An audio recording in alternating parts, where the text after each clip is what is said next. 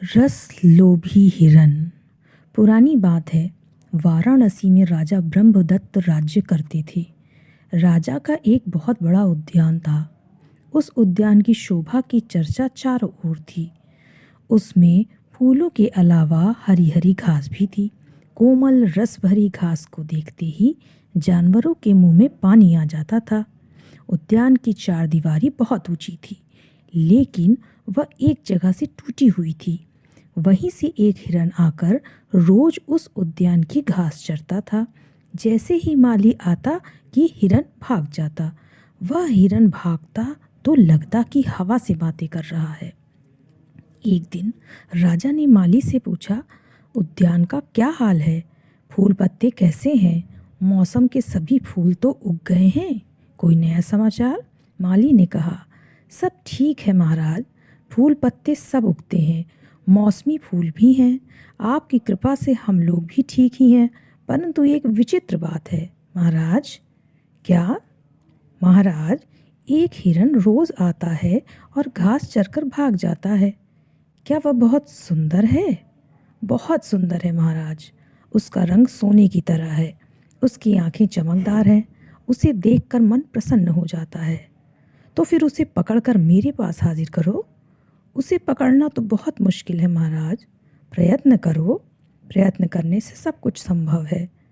अगर थोड़ा शहद मिले तो महाराज, मैं उसे पकड़ लूँगा। राजा ने माली को शहद दे दिया। माली ने शहद को उद्यान की घास पर छिड़क दिया। मधु लगी घास को खाने से हिरन का मन प्रसन्न हो गया। अब वह उद्यान में देर तक रुकता, शहद लगी घास चरता रहता। पहले तो माली उसके सामने नहीं आया, पर धीरे धीरे आने लगा। हिरन पहले माली को देखते ही भाग जाता था। धीरे धीरे वह उसके हाथ की घास भी खाने लगा। माली यह देखकर बहुत प्रसन्न हुआ। हिरन बहुत तेज और चालाक जानवर होता है। इतने ही पर उसे पकड़ना संभव नहीं था। अतः माली ने हिरन को पकड़ने के लिए एक और उपाय का सहारा लिया। माली ने राजभवन तक चटाइयाँ बिछवाईं। उन चटाइयों पर उसने जहाँ तहाँ शहद लगाकर घास डाल दी। इसके बाद एक लोटे में शहद लिया। हाथ में कुछ पत्ते लेकर उनमें शहद लगा हिरन को खिलाते खिलाते राजभवन की ओर बढ़ने लगा। हिरन कभी हाथ की, कभी चटाई पर की घास को खाता हुआ शहद के लोभ में आगे बढ़ता गया। इस तरह शहद के रस के लोभ में फंसा हुआ हिरन राजमहल के फाटक के अंदर चला गया। फाटक के अंदर जाते ही फाटक बंद कर दिया गया।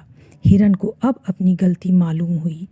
फाटक के अंदर बहुत से लोगों को देखकर वह डर कर इधर उधर भागने लगा। उसे अपनी मृत्यु करीब मालूम पड़ी। वह भय से कांपने लगा। राजा ने जब हिरन के आने की बात सुनी तो वह नीचे उतरा।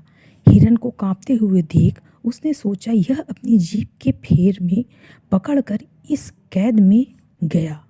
रस के लोभ से बढ़कर कोई लोभ नहीं है। उस रस लोभी हिरन को बांधकर चिड़िया खाने में डाल दिया गया। इसलिए रस के लोभ से बचो। जीभ मनुष्य को कहीं से कहीं ले जा सकती है।